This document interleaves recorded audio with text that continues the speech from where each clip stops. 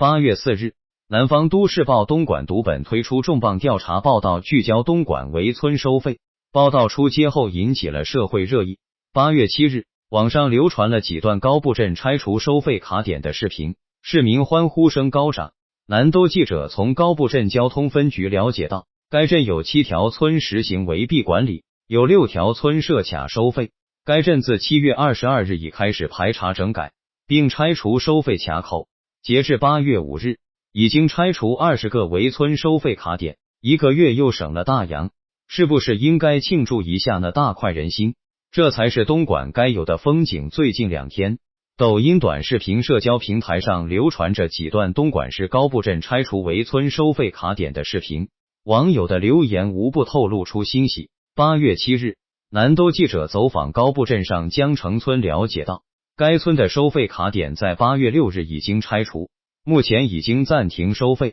记者留意到，在村口处的卡点、道闸杆、感应设备等均已拆除，只剩下紧闭的岗亭。岗亭的玻璃窗上还张贴着一张空白的现金车登记表。在村道另一边的收费卡点还没有拆除电子识别设备和道闸杆，只是停止使用了。道闸杆在旁抬起，在道路中间还树立了车牌识别减速慢行保时车距一车一杆的提醒牌，还有收费二维码。截至8月8日下午，该收费二维码还能识别并填写车牌信息。南都记者还留意到，在上江城村内主干道两边都画有停车位，下午4点左右就已经停得满满当当。村内的其他道路中没有画车位，但也有一边也是停了一整排车，道路只能够1辆车通过。而在村口外面的大路边、人行道上都停有大量的车辆。6号那天早早就开始在拆了，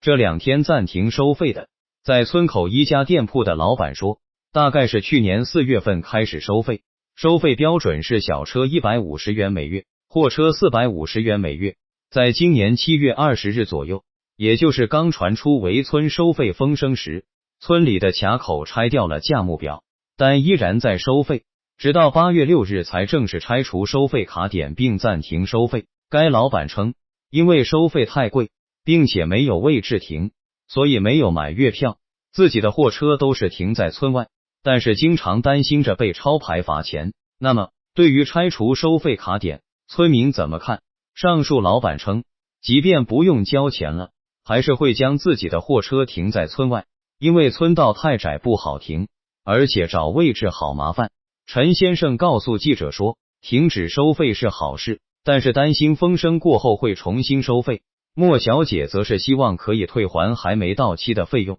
除了上江城村以外，南都记者了解到，高步镇内还有塘下村、高步村等的收费卡点已经拆除。南都记者从高步镇交通分局了解到，该镇有7条村实行围蔽管理，有6条村设卡收费，目前均已停止收费，并拆除收费卡点。高步镇交通分局办公室相关负责人谢先生告诉南都记者，自黄江镇的村道围蔽事件发生之后，高步镇立即按照市的部署，连续召开了3次会议，并且通知各个村开展自查自纠，同时暂停收费。自7月22日开始就已经排查整改，开始拆除镇内的收费卡口。截至8月5日，已经拆除20个卡口。该相关负责人表示，高步镇将继续开展自查自纠工作，收集公路及公路用地范围相关资料，排查整理并上报，再按实际情况落实下一步措施。